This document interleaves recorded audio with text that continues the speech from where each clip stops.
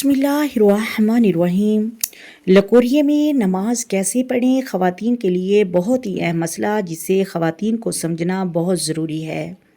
बहुत सारी ख़वातीन को सफ़ेद पानी की शिकायत होती है। लकोरिया एक बीमारी है, इस मर्ज़ में बहुत सारी ख़वातीन मुबतला हैं।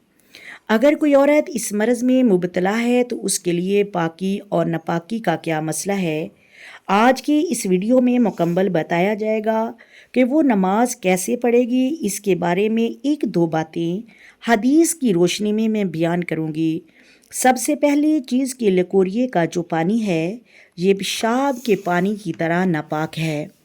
मतलब क्या कि इसका जिस्म के जिस हिस्से पर और कपड़े के जिस हिस्से पर लग जाए वो कपड़ा और जिस्म दोनों नापाक हैं। अगर वज़ू था तो वज़ू भी फासिद हो जाएगा, यानी वज़ू भी टूट जाएगा। जिस तरह पेशाब करने से वज़ू टूट जाता है, इस तरह इस पानी के निकलने से यानी लकोरिये की वजह से भी वज़ू फासिद हो जाएगा।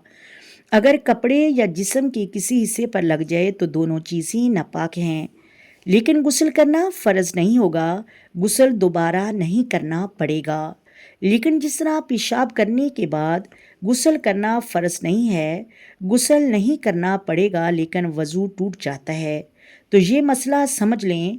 नंबर 2, अगर किसी औरत को ये मामला कभी कभार पेश आता है या काफ़ी देर के बाद मामला पेश आता है, तो ऐसी औरत के लिए हुक्म यह है कि वो नमाज पढ़े, क्योंकि नमाज उस पर फ़र्ज़ है।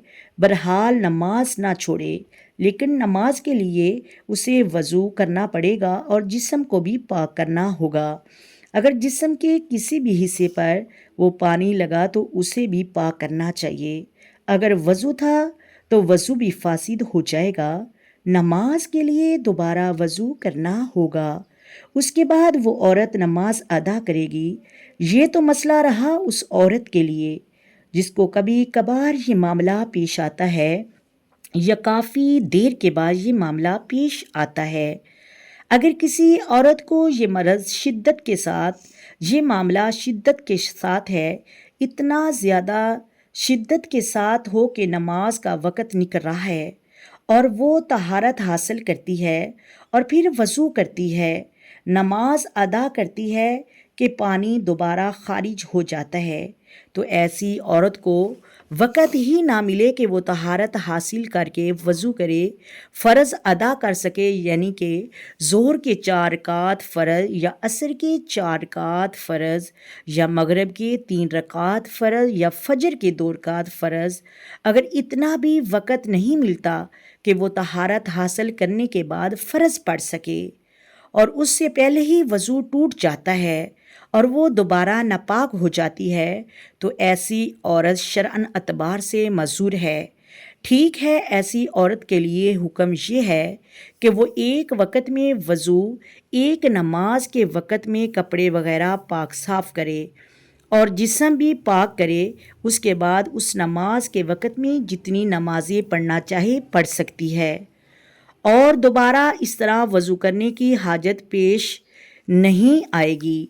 और अगर किसी और वजह से वज़ू टूट गया तो वज़ू दोबारा करेगी, क्योंकि इस पानी के निकलने की वजह से वो नापाक नहीं होगी और वज़ू दोबारा नहीं करना पड़ेगा।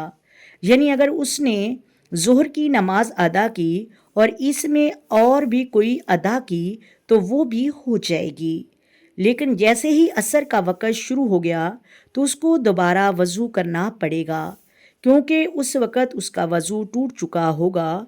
जिस्म और कपड़ों को भी पाक करना पड़ेगा। असर के बाद जो वक़्त उसमें जितनी चाहे नमाज़ें अदा कर सकती है, इसमें कोई हरज नहीं। ये इस औरत के लिए है जो सख्त शिद्दत इख्तियार कर जाए और फ़र्ज़ नमाज अदा का वक़्त भी ना मिले।